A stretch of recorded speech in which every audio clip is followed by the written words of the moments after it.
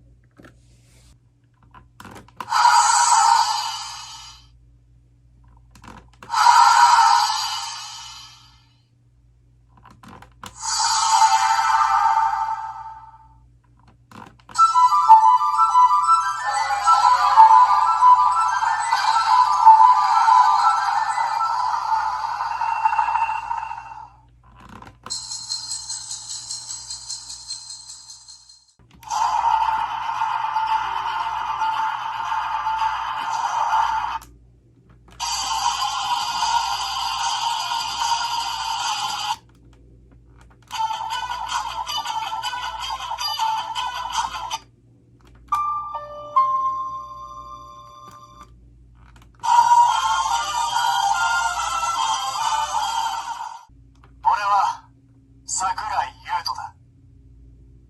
野上良太郎だっけ。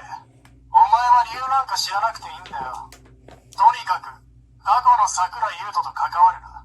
出ないと時の運行が乱れるぞ。バカ、急に出てくんな。俺は知ってる。優斗は本当は意地悪な人間じゃない。優斗はよろしく。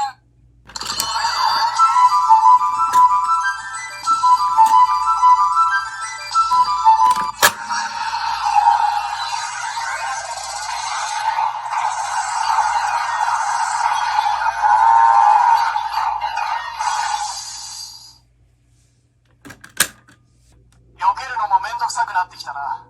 デネブ、来い。